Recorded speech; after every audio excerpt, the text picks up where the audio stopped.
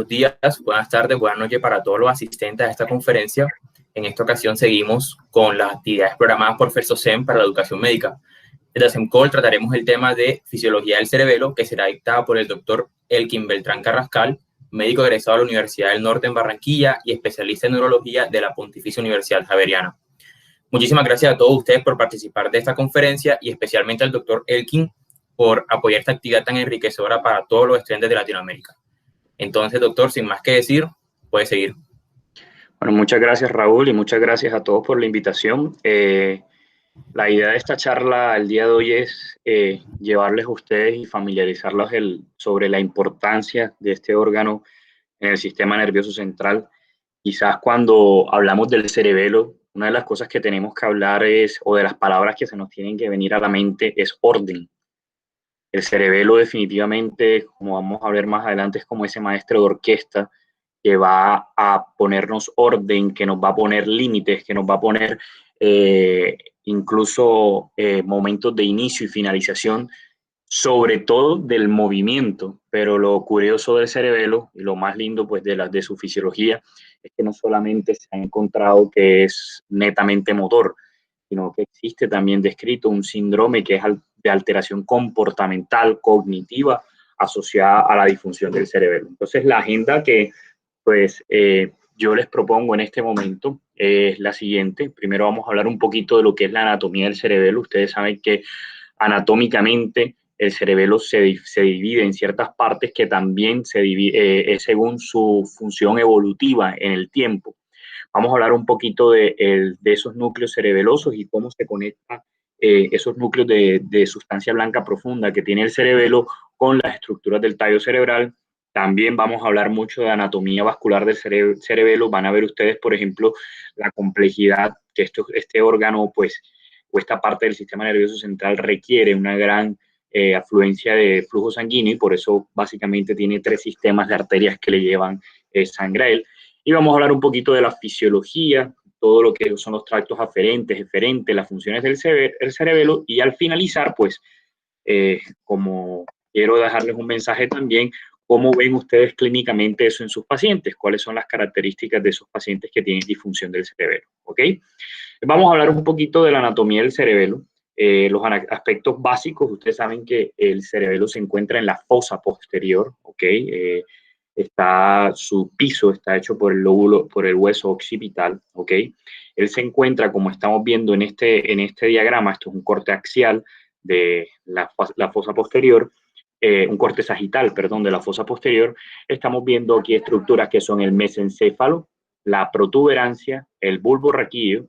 Estamos viendo aquí el contacto que tiene, por ejemplo, la protuberancia con el cuarto ventrículo, y posterior a esto, la parte posterior del tallo cerebral es cuando vamos a ver el cerebelo. El cerebelo, esa forma que ustedes le han visto, esa foliación, muchos lugares le han comentado que es como, por ejemplo, si fuera el árbol de la vida. Entonces, fíjense esto que la importancia también de que esté separada del cuarto ventrículo de la protuberancia. ¿Por qué? Porque lesiones que afecten la fosa posterior o las lesiones isquémicas, lesiones tumorales, lamentablemente, para su práctica clínica van a ver que esto va a comprimir muy fácilmente y muy rápidamente ese cuarto ventrículo, y lesiones acá de la fosa posterior se pueden asociar a hidrocefalia, ¿ok? Anatómicamente siempre hemos hablado, cuando ustedes le van en el aspecto clínico y anatómico básico, siempre le van a hablar de estructuras supratentoriales e infratentoriales. Esa separación se ha hecho dado por un repliegue de dura madre que se llama el tentorio cerebelo o la tienda del cerebelo. Esa tienda del cerebelo, que está siempre por encima de aquí de la parte superior del cerebelo, es la que lo separa del occipital, ¿ok? Le está en casi contacto directo con la base del occipital, y vamos a ver ahorita más adelante que el cerebelo tiene 3 grandes puentes con el tallo cerebral que han sido llamados los pedúnculos. Este corte que estoy colocándoles aquí en este momento es un corte anterior. Ustedes están viendo de forma coronal esa gran estructura que están viendo ustedes es el puente, y fíjense cómo se conecta el puente o cuáles son las estructuras. Recuerden, estamos viendo de anterior a posterior. Están viendo ustedes aquí la parte anterior del puente. Fíjense cómo se ven de hermosas acá las pirámides. Por acá probablemente debe estar la decusación de las pirámides. Y fíjense la relación anatómica o las estructuras anatómicas en las que está el cerebelo. Y aquí estamos en la parte anterior del puente. Este es probablemente no, es el origen aparente del sexto par del abducen. Lateral a él tiene que estar saliendo el séptimo, y ya en esto que llamamos el ángulo ponto por la protuberancia con el cerebelo están saliendo séptimo y octavo para entrar al oído interno, ¿ok? Fíjense, por ejemplo, que aquí estamos viendo muy bonito, o lo vamos a ver en otros cortes, la relación que tiene el puente con el cerebelo. Aquí hay una gran unión, una gran fibra que es inclusive una de las fibras de sustancia blanca quizás más importantes que existen en toda la anatomía del cerebro, que es el pedúnculo cerebeloso medio, o el famoso brachium pontis, que es la unión de la protuberancia con el mesencéfalo. La protuberancia con el cerebelo. Este corte que ustedes están viendo acá es un corte un poco más superior, es un corte en el cual estamos viendo el cerebelo desde arriba. Fíjense las estructuras que estamos viendo aquí, el mesencéfalo, los pedúnculos cerebrales, que es por donde va bajando la vía piramidal, la fosa interpeduncular, y aquí muy lindo también están viendo ustedes el acueducto de Silvio. Fíjense ustedes que así como tiene una relación directa por acá con la protuberancia abajo, también tiene relación directa el cerebelo con el mesencéfalo a través también de un pedúnculo que se llama el pedúnculo cerebeloso superior, o es llamado brachium conjuntivum. Lo bonito de aquí, en este corte que están viendo ustedes, que sería un corte axial, sí, pero que estamos muy a nivel del mesencéfalo, es que ustedes vean la organización en cisuras que tiene la corteza del cerebelo, y además que podemos dividir varias estructuras, unas estructuras centrales que corresponden incluso filogenéticamente a la parte más antigua del cerebelo, que es lo que nosotros llamamos el vermicerebeloso, y una parte más nueva, que es lo que llamamos la corteza cerebelosa o el neocerebelo. Y esto es definitivamente una visión posterior, es decir, estamos, imagínense, viendo de atrás hacia adelante. Aquí estamos viendo el cuarto ventrículo, estamos viendo sobre todo la parte inferior del cerebelo, y estas estructuras que estamos viendo acá ya serían estructuras del bulbo y de la protuberancia. Esto es el piso del cuarto ventrículo, donde también está la famosa área postrema, que es el área que se encarga o tiene gran parte en el control del reflejo nauseoso, ¿ok?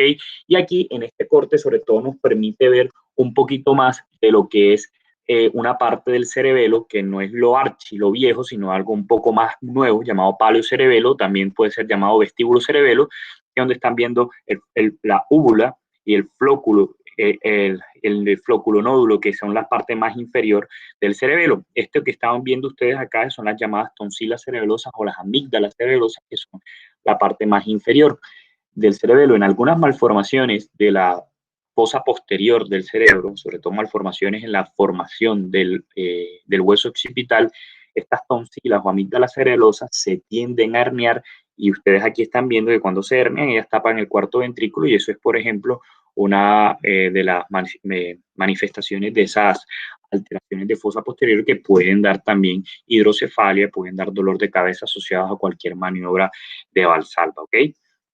Entonces, fíjense acá, para que esto era lo que quería yo como comentarles más a fondo, la directa relación que tiene acá en el hueso del occipital, sobre el cual descansa la parte más inferior del cerebelo, y por encima está este repliegue de dura madre, que es lo que llamamos el tentorio cerebeloso.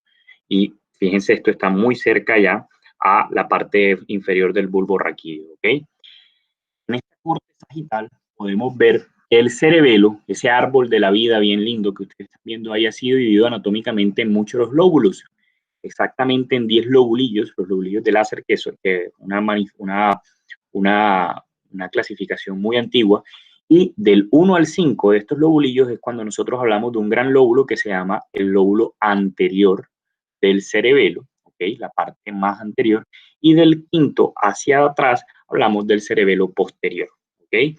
Ellos son divididos sobre todo por una cisura, que es la cisura anterior, una cisura principal, que es esta que estamos viendo nosotros acá, que les estoy señalando aquí, que divide el cerebelo en cerebelo anterior y cerebelo posterior. En este corte que están viendo ustedes acá, esto es un corte de una resonancia, una imagen por resonancia, probablemente potenciada en un T1, en el cual están viendo estructuras, y sobre todo, por ejemplo, fíjense el pedúnculo cerebeloso superior, ¿ok? Que lo están viendo acá, es muy bonito ustedes, que es la conexión con el mesencéfalo. Aquí están viendo la protuberancia, esto es anterior, esto es posterior, y están viendo muy lindo acá cómo se ve el cuarto ventrículo, ¿ok? Como les había comentado, El cerebelo ha sido descrito en muchos tiempos con 10 lobulillos y del 1 al quinto son los llamados el lóbulo anterior y del quinto hasta el noveno son los llamados lóbulo posterior.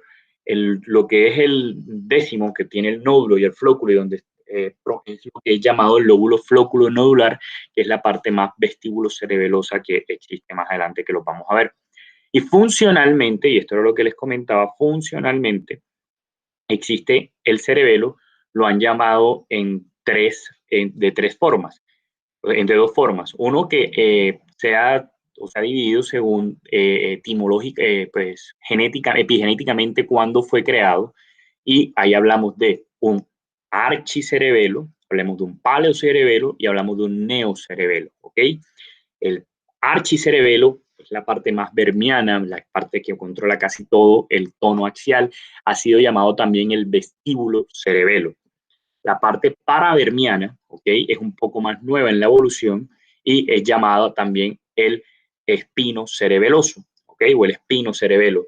Y esto tiende a controlar sobre todo movimientos oculares, bueno, que también son controlados por el vestíbulo cerebelo, y un poquito de la coordinación fina, pero ya lo que es la parte mayor, que es el neocerebelo, o ha sido llamado también cerebro cerebelo o ponto cerebelo, como ustedes lo están viendo acá, es el que se encarga de ya toda la coordinación de movimientos extremadamente finos.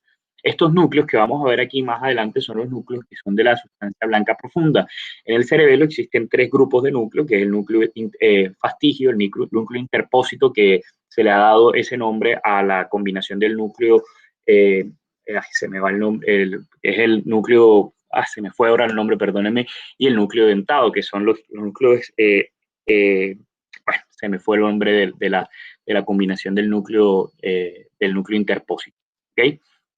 Bueno, ahora sí vamos a hablar un poquito bueno, esto es nuevamente para decirles a ustedes lo que era el vermicerebeloso y lo que era llamado el vestíbulo cerebelo, el espino cerebelo, que es la parte paravermiana, y el cerebro cerebelo o ponto cerebelo, o el núcleo globoso y emboliforme, perdón, que a veces esto pasa, que son cosas que nos hace la memoria a veces pasar malos ratos, ¿ok? Y aquí, en este corte anterior que ustedes están viendo acá, es sobre todo donde vamos ahora a llegar, que son los pedúnculos, la unión del del cerebelo con el tallo cerebral. Está bien gruesecito que ustedes están viendo acá, es lo que nosotros llamamos el pedúnculo cerebeloso medio o brachium pontis, y este que está más delgado, lo que están viendo acá, el pedúnculo cerebeloso inferior, ¿ok?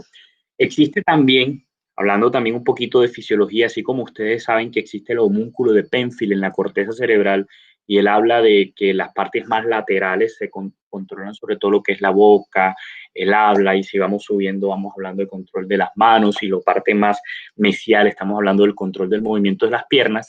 En el cerebelo también hay un homúnculo modificado. Se habla, fíjense ustedes cómo ven ese ser humano pequeño que están viendo ustedes ahí, que el control de las extremidades, tanto superiores como inferiores, y el control del movimiento de las caras está en el lóbulo anterior, ¿ok? Y existe todavía unas áreas de control, pero sobre todo de las extremidades y del tronco, más hacia el lóbulo posterior. Y el flóculo y nódulo que habíamos hablado hace parte sobre todo del vestíbulo cerebelo, y el vestíbulo cerebelo se encarga sobre todo del control axial y sobre todo de los movimientos oculares, como vamos a ver más adelante. Este corte se lo comento acá porque me parece bastante ilustrativo.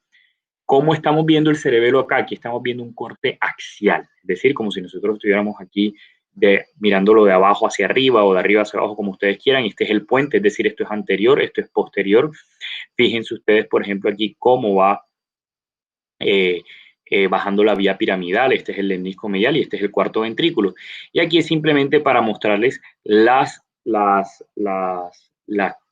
evidencia de los núcleos del fastigio, el globoso y emboliforme y el núcleo dentado. Y su relación, fíjense que ellos son estructuras sobre todo paravermianas. El núcleo del fastigio, sí, los núcleos fastigiales se hacen parte del vermicerebeloso, pero lo que son el globoso y el emboliforme hacen parte de la parte más paravermiana, y ni hablar del núcleo dentado, ¿ok? Este corte que están viendo acá también se los traigo. Esto es un corte coronal, en el cual están viendo ustedes aquí la protuberancia. Este huequito claramente es el cuarto ventrículo y este es el vermicerebeloso, y aquí simplemente les están ilustrando de una forma muy bonita, no ilustrando, esto es una imagen de resonancia, los famosos tres pedúnculos: pedúnculo cerebeloso superior, pedúnculo cerebeloso medio y pedúnculo cerebeloso inferior, para que vean ustedes sobre todo la gran cantidad de sustancia blanca que existe y que está descrita sobre todo ahí en ese pedúnculo cerebeloso medio. Entonces hablemos de un poquito de ese funcionamiento del cerebelo. El cerebelo tiene, a través de esos pedúnculos, nosotros sabemos ahorita, como vamos a hablar un poco de sus funciones, las funciones del cerebelo es dar orden, y orden a todos y cada uno de los movimientos que ustedes hacen de forma voluntaria, e incluso algunos movimientos que son completamente involuntarios. Pero eso no lo puede hacer él si él no tiene un contacto con todo lo que pasa con el tallo cerebral, e incluso contacto con aferencias que vienen de la médula. Entonces, eso él lo hace a través de tres grupos de fascículos de sustancia blanca, que son los llamados los fascículos cerebelosos. Entonces, aquí tenemos lo que estamos hablando de el pedúnculo cerebeloso superior, pedúnculo cerebeloso medio y pedúnculo cerebeloso inferior. Tanto el pedúnculo cerebeloso superior como el inferior tienen aferencias y eferencias, es decir, traen información y sacan información del cerebelo, pero el pedúnculo cerebeloso medio es única y exclusivamente aferente, es decir, él trae información, sobre todo unos núcleos que están profundos en el tallo, que son llamados núcleos pónticos, que lo ayudan a manejar sobre todo la vía piramidal, porque él está bastante en contacto. Por el núcleo, por el pedúnculo cerebeloso inferior, sobre todo, llegan una gran parte de aferencias, bastantes aferencias, menos eferencias, pero sobre todo aferencias que le van a hablar o que le van a traer información, sobre todo propioceptiva, el núcleo, de los núcleos olivares, de los núcleos vestibulares, del núcleo dorsal de Clark, que se encarga sobre todo de la propiocepción de miembros inferiores. Entonces vamos a hablar un poquito de esa fisiología. Cuando ustedes leen, depende del libro de anatomía que ustedes lean, van a ver que los pedúnculos cerebelosos han sido llamados también por sus nombres en latín. El pedúnculo cerebeloso superior, llamado también brachium conjuntivum, el pedúnculo cerebeloso medio, que es llamado brachium pontis, y el pedúnculo cerebeloso inferior, que es llamado cuerpo restiforme. Como les había comentado, fíjense, este es quizás uno de los más delgaditos, el pedúnculo cerebeloso superior, pero el pedúnculo cerebeloso medio es una fibra gruesa, de bastantes fibras, que sobre todo tiene contacto con la vía piramidal y la corteza cerebral, porque él es crucial en la información o en el control de los movimientos voluntarios. Y fíjense todo, sobre todo las aferencias que les estoy comentando, porque también hay aferencias en el pedúnculo cerebeloso inferior, pero sobre todo son aferencias de los núcleos vestibulares, de los núcleos olivares y de los núcleos dorsales de Clark, y eso nos van a ayudar a nosotros al control del movimiento. Fíjense, a veces uno pensaba que los núcleos vestibulares era simplemente el control de los movimientos oculares hacia arriba y hacia abajo, pero por ejemplo, nosotros en el momento que hacemos un cambio de posición, ustedes de completamente involuntario van a tener unos mecanismos de compensación para mantener la postura. Es decir, si yo en estos momentos, ya hago usted el ejercicio ahí sentado o acostado, échese hacia la derecha, por ejemplo, tú vas a sentir de forma involuntaria la contracción de unos músculos que van a hacer que tú mantengas la postura. Por ejemplo, si echas hacia tu derecha, vas a sentir, por ejemplo, de forma pasiva cómo los gastronemios se contraen. Y al momento de controlar esos gastronemios, eso no lo estás haciendo tú, esto lo está haciendo el cerebelo al tener las aferencias que les llenen probablemente los núcleos olivares y vestibulares y el dorsal de Clark, que le está diciendo dónde están las extremidades y dónde está la cabeza, también en los núcleos vestibulares, y el hacer los ajustes necesarios para que tú mantengas tu postura. Esta es la lista que se las voy a decir un poco más a fondo ahora que avancemos, perdón, de cuáles son los tractos aferentes y eferentes que entran al cerebelo. Fíjense, por el pedúnculo cerebeloso inferior entra el tracto olivocerebeloso, el vestíbulo cerebeloso, el espino cerebeloso posterior, el cúneo cerebeloso, el espino cerebeloso rostral, el retículo cerebral, trigémino cerebral, que vamos a hablar más adelante de qué, las aferencias, es decir, lo que llega del pedúnculo cerebeloso superior, sobre todo el tracto espino cerebeloso, que también controla gran parte del movimiento, sobre todo de las extremidades inferiores, Y fíjense las eferencias. En las eferencias, en el núcleo cerebeloso, en el pedúnculo cerebeloso inferior, es muy poco lo que sale, pero salen, sobre todo estas, que son las llamadas cerebelos vestibulares, ¿okay? Que se encargan sobre todo del control de los movimientos oculares. Él está conectado sobre todo con los núcleos vestibulares, con el núcleo del fastigio, con el flóculo y el nódulo, controlan también todo lo que es los movimientos oculares, los movimientos de seguimiento lento. Pero las que más salen, sobre todo, son por el pedúnculo cerebeloso superior, ¿ok? Y por el pedúnculo cerebeloso superior es donde salen fibras que controlan bastante, sobre todo las aferencias que entran por el pedúnculo cerebeloso medio, él las manda o los controla por a través del pedúnculo cerebeloso superior. Fíjense, por ejemplo, estas conectadas con el núcleo rojo del mesencéfalo, conectados directamente con el tálamo, y conectados también incluso con el fascículo uncinado y también con los tractos olivares. Es más, existe un triángulo que se llama el triángulo de Guillain-Mollaret, que es el triángulo que es formado por los núcleos dentados del cerebelo, el núcleo rojo y los núcleos olivares. El triángulo que forman ellos se encargan del control del movimiento fino. Es más, una disfunción de ese triángulo es la que explica la fisiología o la fisiopatología más bien del temblor de enfermedades como la enfermedad de Parkinson o quizás también la enfermedad, el temblor esencial, que es el más frecuente ahí. Entonces, vamos a hablar un poquito de la fisiología de este pedúnculo cerebeloso inferior, el llamado cuerpo restiforme. Si bien él es delgado, no es como este monstruo que tienen ustedes aquí, que tiene casi 80.000 axones, quizás tiene más axones que la misma vía piramidal cuando se está formando de arribita, pero este es el pedúnculo, vamos a hablar del pedúnculo cerebeloso inferior. Él es la principal conexión del cerebelo y el bulbo raquídeo. Esos tractos que entran ahí, sobre todo el espino cerebeloso, el cuno cerebeloso y el olivo cerebeloso, traen información propioceptiva tanto de extremidades inferiores como de extremidades superiores. Es decir, él en estos momentos es capaz de decir en qué grado de contracción está esta extremidad para poner primero que todo la aferencia y contraer el inhibitorio y parar, por ejemplo, en este momento esta posición. Que yo esté adoptando esta posición y que la haya parado ahí, es gracias que a estas aferencias traen esta información y a través de las eferencias, sobre todo el pedúnculo cerebeloso superior, él se conecta y es capaz de controlar y hacer ese freno. Eso es lo que es, sobre todo, el cerebelo, un maestro de orquesta, un controlador, ¿ok? También existe también el tracto vestíbulo cerebeloso, que el tracto vestíbulo cerebeloso le da la información. Recuérdense ustedes que los movimientos oculares también son controlados por la conexión de los canales semicirculares con los núcleos vestibulares, y esos núcleos vestibulares se conectan a través del fascículo longitudinal medial con los núcleos del sexto y del tercero. Entonces, si usted en estos momentos hace movimientos de un lado a otro, pero sigue viendo, por ejemplo, su pantalla, tú sabes que eso es controlado por los núcleos vestibulares y los canales semicirculares, pero que eso esté controlado, que eso tenga un fin, que eso que yo haga así y siempre siga viendo ahí, tiene gran parte que ver el cerebelo a través del vestíbulo cerebelo, los núcleos del fastigio, el flóculo y el nódulo que están sobre todo en la parte vermiana del cerebelo, y él también utiliza este pedúnculo cerebeloso inferior para mandar información que hagan que los movimientos oculares paren. Por eso, una de las grandes manifestaciones de las lesiones cerebelosas, han visto ustedes y vamos a ver más adelante, es el nistagmo, que son movimientos oscilatorios que no son controlables y que se deben en gran parte a disfunción, ya sea de los canales semicirculares, ya sea de los núcleos vestibulares o ya sea del cerebelo, ¿ok? Fíjense también que tiene que tener mucha conexión con la vía reticular, es decir, con la sustancia reticular activadora ascendente.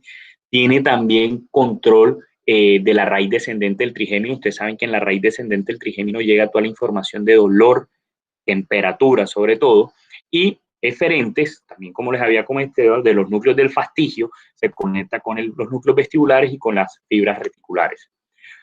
Eso hablando del pedúnculo cerebeloso inferior. Hablando del pedúnculo cerebeloso medio, este es puramente aferente. Fíjate esto que le estaba comentando, que son más de 20 millones de axones compactos. Y estos 20 millones de axones compactos, ¿ok? Es uno de los tractos más grandes de todo el sistema nervioso central.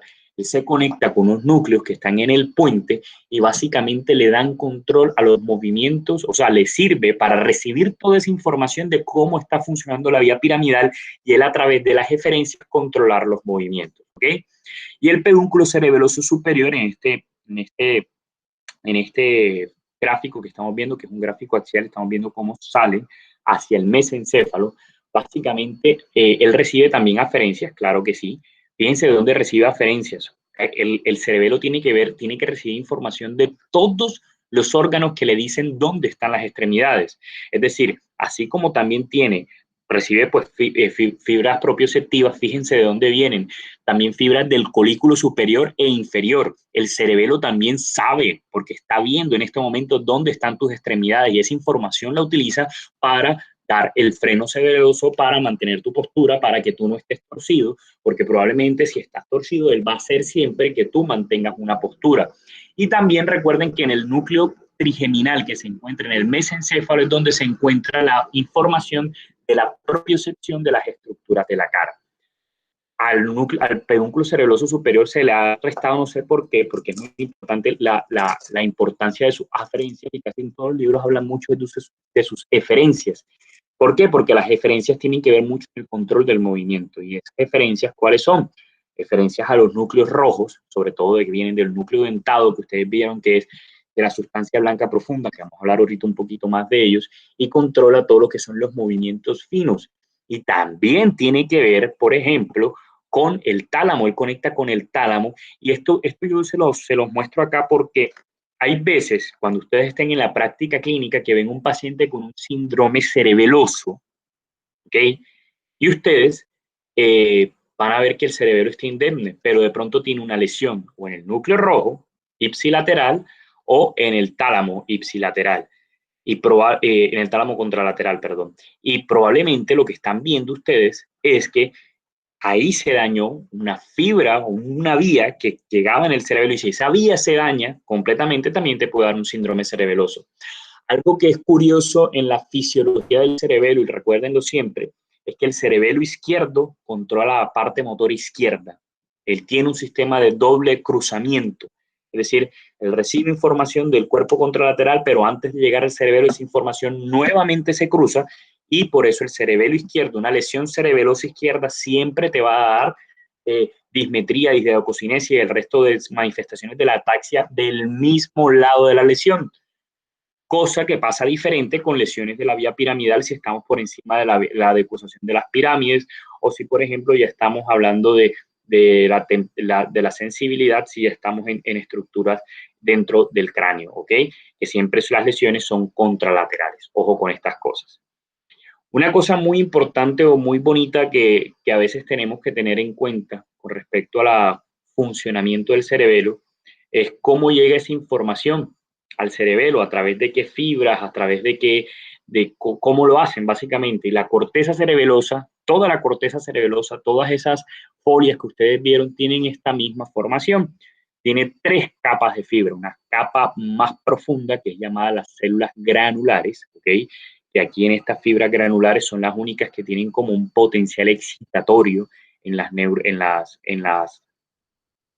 las células del cerebelo. Las fibras de Purkinje, que se encuentran en casi toda una capa gruesa de sustancia gris que se encuentra en todo el cerebelo, y al final unas capas, que es la llamada capas moleculares, donde básicamente terminan raíces de células tanto de Golgi como células de Purkinje. Algo que quiero comentarles a ustedes, existen 5 clases de células que llegan al cerebelo que ustedes están viendo, células estrelladas, células en cesta o basket cells, que son las llamadas pues en inglés, las fibras de Purkinje, las células de Golgi, ¿ok? Y unas fibras que son fibras que se llaman células granuladas, ¿ok? Las fibras granuladas que están dentro de esta capa granulosa es la única que tienen un potencial excitatorio marcado. O sea, ellas son capaces de generar un potencial de acción. Las demás básicamente se encargan de recibir potenciales de acción y transmitirlo, que es lo que vamos a ver más adelante aquí. ¿Cómo entra la información de todas estas aferencias al cerebelo y cómo sale? Pues va a salir básicamente a través de células de Purkinje que van a tener la potencial de comunicarse hacia afuera, básicamente como ustedes están viendo acá, pero entra a través de varias fibras. Por ejemplo, fíjense estas fibras que son las fibras llamadas musgosas y unas fibras que son llamadas trepadoras. Esas fibras musgosas, ¿ok? Vienen sobre todo de la gran mayoría de tractos de aferentes y son capaces de conectarse con hasta 400 células de Golgi. Estas células de Golgi después son capaces de conectarse con células de Purkinje y conectarse y así crear aferencias. Esto aquí es donde se procesa la información y probablemente después va a salir una eferencia.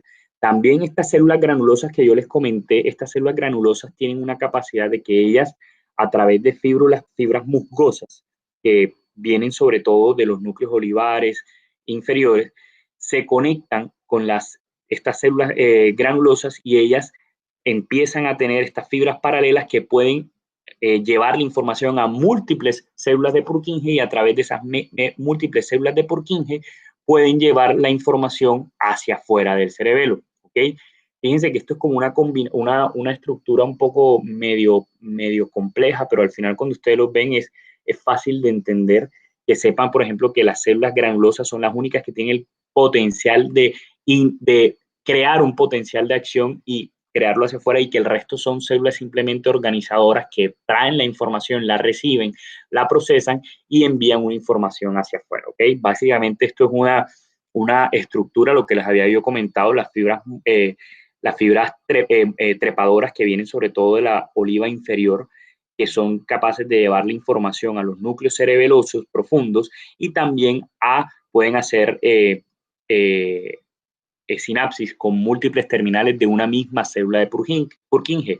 Y el resto de las aferencias son células musgosas que hacen contacto con estas células de la granulosa, y estas células de la granulosa son las que reciben esa información y son capaces después de en fibras paralelas empezar a llevar la información a múltiples células de Purkinje, que al final las células de Purkinje son las que van a sacar esa información que les llega para sobre todo tener control del movimiento.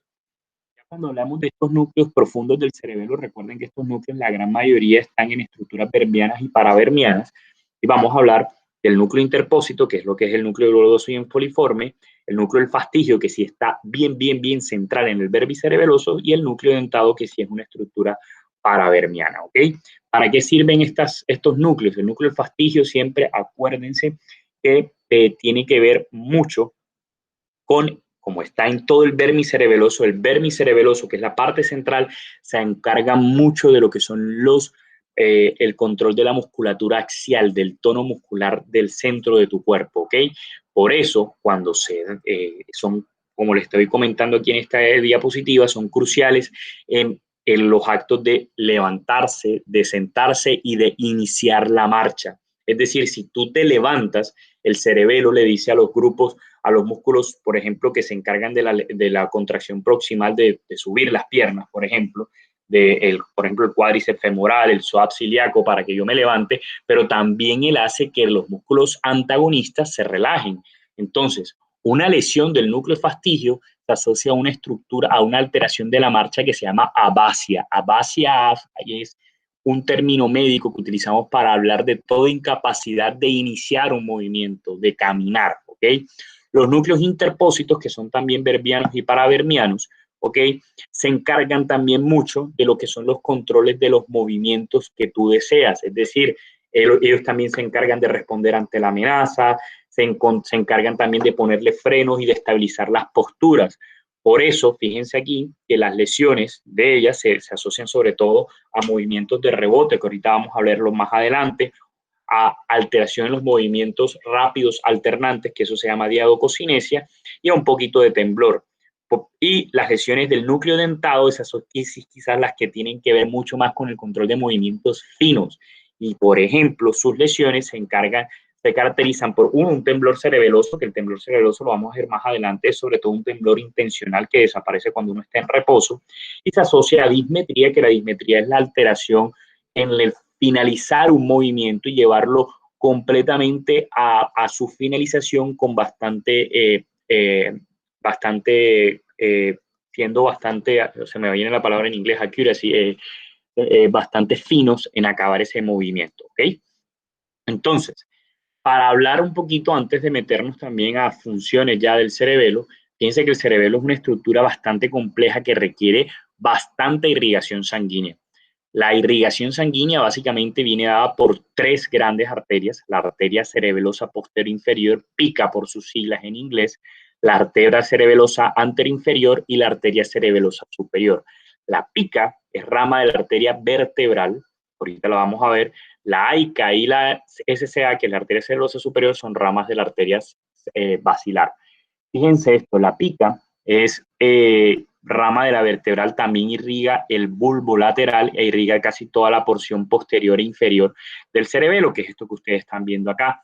La AICA, que nace casi justo en la unión de ambas vertebrales al formar la basilar, tiene directo contacto con núcleos como del sexto, del séptimo, e incluso de la AICA también sale una arteria en la gran mayoría de seres humanos que va hacia el oído medio, que es la arteria laberíntica, ¿ok? Ella irriga una pequeña parte de la porción anterior, y fíjense ustedes que la arteria cerebelosa superior casi irriga toda la parte superior y tiene quizás en economía de flujo sanguíneo es la que más le lleva sangre al cerebelo, ¿ok? Esta es otra estructura para que ustedes la estén viendo acá, básicamente la cerebelosa superior. Fíjense que ya cómo sale antes de la bifurcación de la basilar en las dos cerebrales posteriores. Ojo con esto, esto es algo muy bonito. Entre la cerebelosa superior y la cerebral posterior pasa el tercer nervio craneal, el motor ocular común. Por eso algunas lesiones que causan herniación de estructuras del temporal que debe estar aquí y tocan esta arteria, hacen una pinza sobre el tercer par y el tercer par hace una parálisis que hace, ustedes saben que causa midriasis y tosis palpebral y además limitación a la aducción, a la supraversión, a la infraversión. Por eso en trauma craneoencefálico, por ejemplo, cuando ustedes le preguntan cuando se hernia el uncus del temporal, ese tercer par es dado por esto y eso es un signo de mal pronóstico en trauma.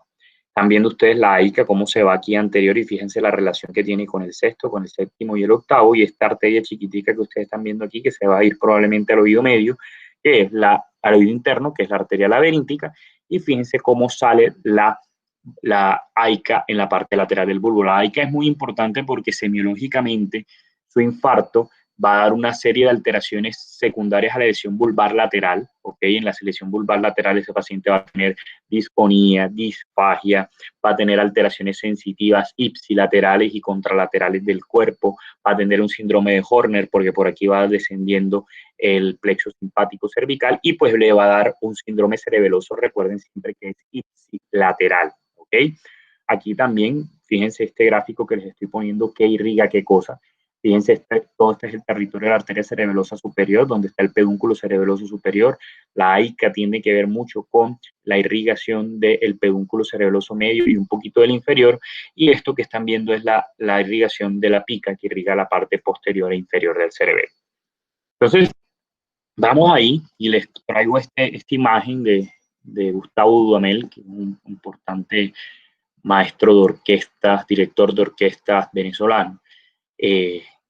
Porque el cerebelo es eso, el cerebelo es nuestro director de orquesta, el que hace que en estos momentos tú estés sentado, que tengas el tronco erguido y que no estés desparramado sobre la silla, el que haga que cuando tú te vas a rascar la nariz, te rasques la nariz y acabes el movimiento y no termines pegándote en los ojos, el que hace que, por ejemplo, cuando un cirujano esté moviéndose, un neurocirujano, y nada más tenga que mover 1.1 milímetro y haga ese movimiento y lo pare en ese momento, esa es pura función del cerebelo, ¿ok? Entonces, fíjense esto, las funciones del cerebelo, cuando a mí se me viene, y ojalá esto es uno de los mensajes que queden de la marcha, de la charla, a mí me viene la imagen, la idea del cerebelo, a mí se me viene la idea del orden. El cerebelo nos da orden en nuestros movimientos, da armonía entre musculatura efectora y musculatura antagonista. Él se encarga sobre todo que si yo voy a hacer este movimiento de separar mi mano y agarrar ahora mismo, por ejemplo, mi celular, él es el que le dice, hey, bíceps, relájate tanto, te vas a relajar tanto, y tríceps, contráete para realizar la extensión. Y listo, hasta ahí, ya paraste. Ahora, bíceps, contráete, que vas a llevar el celular, todo el sistema de los pronadores, pronen, pero pronen nada más, hagan una contracción marcadita y paren ahí. Si nuestro cerebelo no estuviera funcionando, yo haría esto, me pegara con la cabeza, pudiera agarrar el cerebelo y el celular y tendría mucha torpeza. Fíjense esta imagen que ustedes están viendo ahí. Por ejemplo, eso es un ejercicio que ustedes hacen en el gimnasio normalmente. Ahí ustedes están haciendo un ejercicio de bíceps y es el bíceps el que se está contrayendo. Pero ustedes sabían que para ustedes mantener erguida esa posición hay unos músculos que están contrayéndose e incluso esto que ustedes están viendo aquí, lo lindo que es, están haciendo una contracción anticipada. Es decir, el gastrocnemio sabe que tiene que tener esa postura porque el bíceps va a hacer un movimiento. Si él no hiciera ese movimiento, cuando usted hace así, que se iría para atrás y se cae. Pero la postura, eso lo hace sobre todo trayendo este montón de aferencias que vienen del núcleo dorsal de Clark, okay, que le dicen cómo va a estar la postura, y él hace esos movimientos anticipatorios para que tu postura se quede bien contraída y no seas torpe, no te caigas ni nada de eso. Por eso él relaja, él regula esa contracción de músculos, de grupos musculares agonistas y antagonistas e incluso músculos que están bastante distantes al que se está moviendo. Esto es, la verdad, es siempre muy complejo y sobre todo para que ustedes vean la función del cerebelo y la función de cómo está funcionando su sistema nervioso central en este momento. Algo realmente a mí me parece hasta hermoso. Por ejemplo, en este momento yo estoy sentado. El hecho de que yo esté aquí y que tenga una contracción, por ejemplo, yo mi brazo izquierdo está contraído un poquito, que esté contraído el bíceps y el tríceps en una forma para que mi brazo esté así y para que yo haga esto y para que no me esté cayendo. Y si empiezan a ser ustedes conscientes en este momento, por ejemplo, yo tengo contraído mi gastrocnemio izquierdo, tengo una contracción también más o menos voluntaria del cuádriceps femoral, también de la parte posterior del semitendinoso, el semimembranoso, tengo contraído una parte de la parte derecha de mis grupos abdominales del lado derecho, pero los del izquierdo están relajados y yo básicamente como estoy más o menos recto dando esta charla. Esa fijación de las posturas también la da el cerebelo. Que usted sea capaz de hacer esto y dejarla ahí, eso es función del cerebelo. El cerebelo le está diciendo a sus músculos cómo contraerse, cómo soltarse, cómo agarrarse, ¿ok?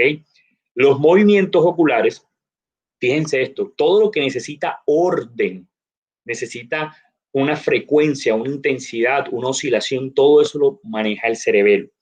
En estos momentos, por ejemplo, que yo esté mirando a la pantalla y después yo mire hacia allá y se haga una pausa y haga una parada, tiene que ver mucho con los núcleos del fastigio, con el flóculo y con el nódulo. Eso es el vestíbulo cerebelo y el vestíbulo cerebelo me dice, ahí, para ahí.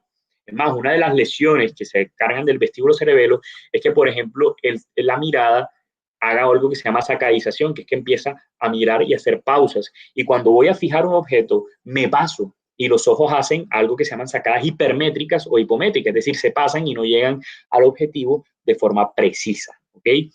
En estos momentos yo estoy hablando y en el momento que yo hablo estoy haciendo contracciones e inhibiciones en múltiples veces por segundo que ustedes no son capaces de imaginarse de la lengua.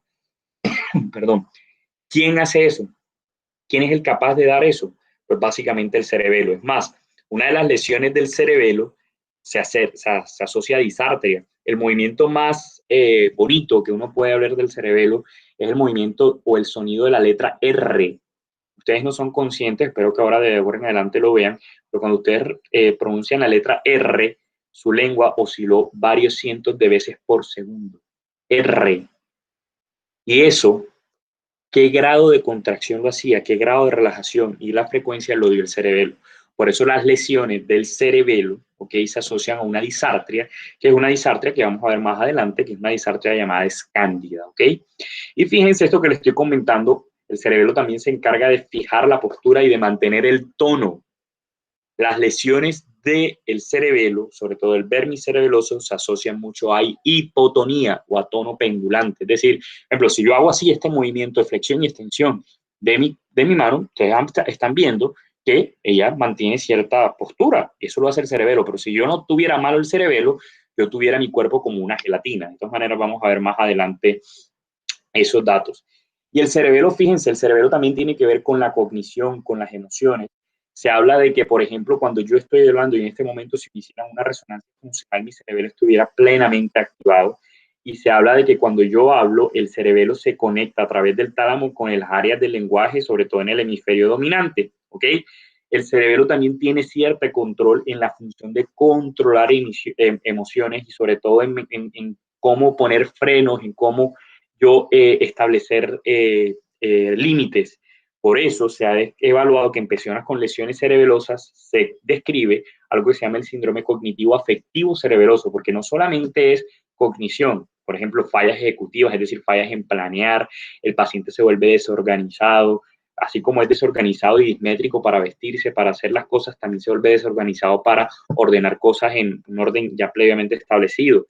No solamente se vuelve disástrico, sino que también tiene fallas en la gramática al momento de hablar.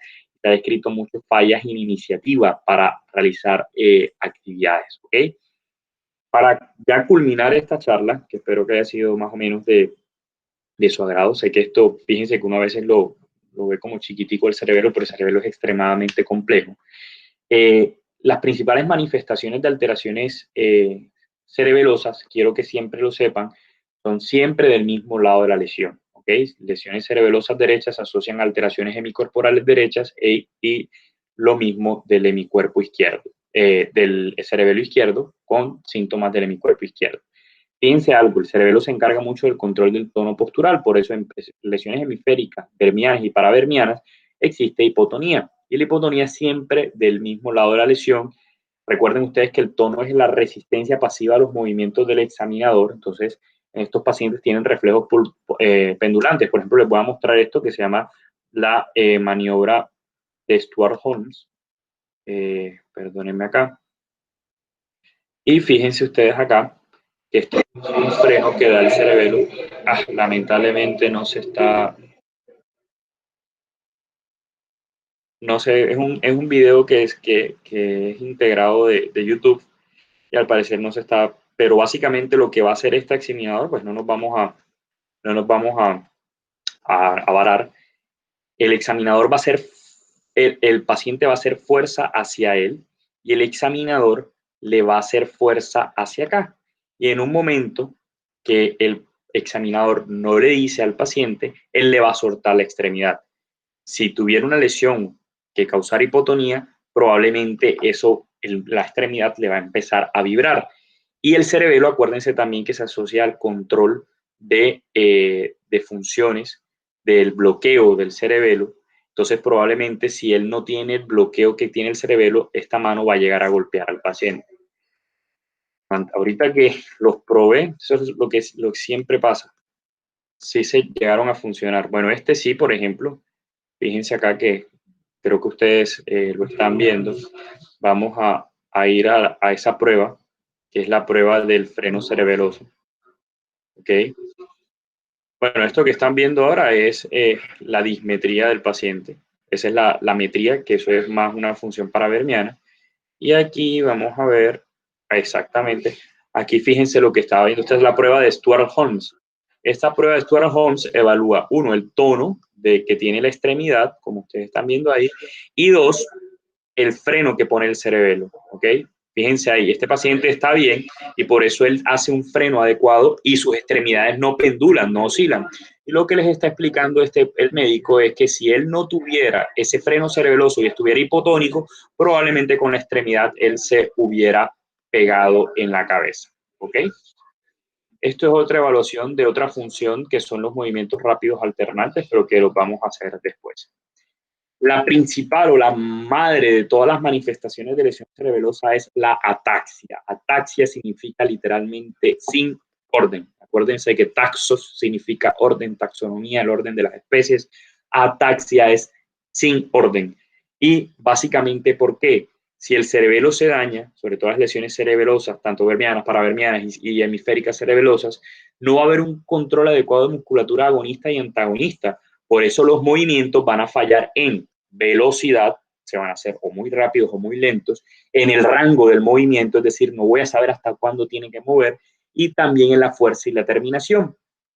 Los principales signos que se asocian a esa ataxia Es uno, alteraciones en la marcha, y dos, lo que llama dismetría. La dismetría es la capacidad de yo iniciar un movimiento y pararlo justo en ese momento. Es decir, que eso lo hacemos con la prueba de dedo-nariz. Tócate tu nariz, tócate tu dedo, tócate tu nariz, tócate tu dedo, tócate tu nariz, tu dedo, tócate tu dedo. Y la diadococinesia, que es la capacidad de hacer movimientos rápidos y alternantes, que esto lo vamos a ver acá.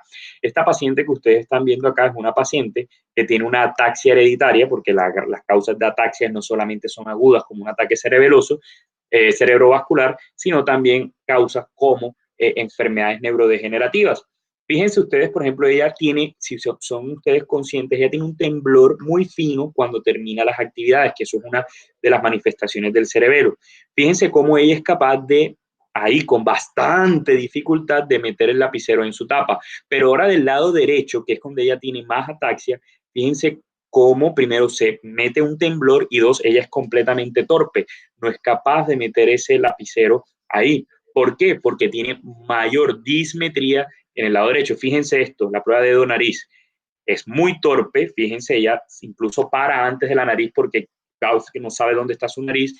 Este movimiento en el cual uno cambia la distancia y cambia el lugar donde está el objeto, y fíjense cómo es un poquitico mejor del lado izquierdo, pero el lado izquierdo también está dismétrico. Esto es la típica evaluación de un paciente que tiene una ataxia, ¿ok? Que ya la vimos ahí. Esto también que vamos a ver ahorita son la evaluación de la diadococinesia, la diadococinesia, que son los movimientos rápidos alternantes. Fíjense lo que se le pide a un paciente. Básicamente, vamos a ponerla acá, que es que después de hablar mucho aquí el médico, le pide a ella que haga movimientos rápidos alternantes de pronación y supinación, primero con una extremidad y luego la va a hacer con la otra. Los pacientes con disfunción cerebelosa no pueden hacer eso porque no saben en qué momento parar la pronación y en qué momento parar la supinación. Eso es propio de las lesiones cerebelosas, ¿ok? La disartria del cerebelo, que también ustedes la están viendo, es una disartria que no solamente es una falla en la articulación, sino de la prosodia. ¿Cuál es el mejor ejemplo de la disartria escándida? Es la disartria de la persona que tiene una intoxicación alcohólica, es decir, un paciente que está borracho. Cuando ustedes escuchan un borracho, ustedes la prosodia, que es la tonalidad, ustedes escuchan muchas veces, aquí en la costa atlántica decimos se les salió el gallo, es decir, que alternan tonalidades agudas con graves, ¿ok? Y sobre todo arrastran todas las palabras y sobre todo la R. La disartria escándida, el paciente que habla, eso que las acabo de hacer yo, esa es la propia disfunción del cerebro. La próxima vez que tomen alcohol y lleguen a ese estado, sepan que tienen en ese momento una disfunción cerebelosa aguda y que probablemente estén matando miles de neuronas en ese momento. También el paciente con disartria cerebelosa tiene un exceso en el grimacing, que es el término en inglés para hablar de la mímica facial. Lamentablemente me tengo que ir nuevamente al ejemplo del borracho. Ustedes ven que el borracho cuando está hablando utiliza demasiados mímicas faciales. Eso es la propia disfunción cerebelosa, ¿ok? Es mucho más frecuente en lesiones paravermianas izquierdas, no tanto en lesiones del vermis, sino lesiones paravermianas, que es lo que les estaba mostrando aquí. El temblor cerebeloso casi siempre es predominio en lesiones del núcleo dentado, es decir, lesiones más paravermianas, y es un temblor de intención que aparece cuando va a hacer el movimiento, un temblor muy fino, y desaparece con el reposo. Ojo, diferenciarlo del temblor esencial, porque el temblor cerebeloso también se asocia a dismetría y a lesiones cerebelosas, ¿ok? Fíjense ustedes, por ejemplo, este paciente que le están colocando acá, esto sí se están grabando, fíjense este temblorcito. Uno está dismétrico, no es capaz de llegar a la nariz, y es un temblor ahí de intención. Fíjense cómo se equivoca el hombre, y es un temblor, fíjense que es un temblor muy finito que solamente se da con la intención. Ahí lo están viendo que, fíjate que cómo está dismétrico de ese lado, que mantiene alteraciones cerebelosas bilaterales, y aquí les van a poner la marcha del hombre, una marcha que es llamada una marcha atáxica, porque la marcha del paciente aumenta el polígono de sustentación, no relaja ni contrae de forma adecuada los músculos agonistas y antagonistas de la marcha. ¿Ok? Ahí está, perfecto. Y una de las manifestaciones también una de las que podemos decir de las madres de las manifestaciones de lesión cerebelosa, son los nistagmos. Los nistagmos son movimientos rápidos alternantes que se evocan a veces con la mirada, a veces se permanecen y están en la mirada primaria, es decir, sin ni siquiera mover a ningún lado o al otro, y tienen muchas causas, sobre todo son causadas por lesiones del vestíbulo cerebelo, acuérdense, el flóculo y nódulo.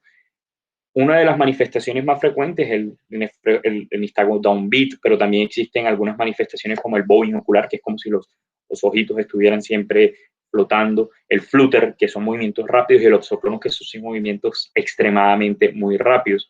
Aquí les tengo el ejemplo de un nistagmo que se llama un nistagmo que es pendular, y es probablemente secundario a una lesión cerebelosa. Ese movimiento rápido que ustedes están viendo, lesiones de la úvula, del flóculo nódulo, son capaces de, fíjate, este reflejo, este nistagmo que está presente en todos los movimientos, tanto de un lado como hacia el otro. ¿Okay? Y nunca, ojo con eso, los nistagmos que se encarguen, que están en el cerebelo, no desaparecen.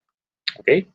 Entonces, esta fue mi charla. Básicamente quería mostrarles a ustedes qué era el cerebelo, cuál era su función, la importancia de ella. Esta imagen que ustedes están viendo es una tractografía por resonancia, es una imagen hermosa que les está mostrando, graficando cómo son los tractos. Pues ya ustedes al finalizar esta charla deben estar en plena conciencia que esto es el pedúnculo cerebeloso superior y sus conexiones, cómo entra hermosamente acá al cerebelo, y después todas esas fibras, fíjense, con códigos de colores, están viendo hacia dónde se desplazan. Muchas gracias, muy amables por la invitación a la charla, y estoy atento cuando revisen estas charlas a cualquier pregunta. Mi correo electrónico, ojalá lo coloquen acá para la charla, es beltrane@uninorte.edu.co. Bueno, doctor, muchísimas gracias nuevamente por esta participación en esta actividad, con todo su conocimiento expuesto aquí en esta conferencia, que estuvo excelente. También muchísimas gracias a todos los asistentes de esta conferencia, que esto se realiza por y para todos ustedes para poder aprender. Entonces, sin más que decir, ahí se agregará su correo. Muchísimas gracias, nos vemos en una próxima, doctor. Muchas gracias a ti, Raúl. Que estés muy bien.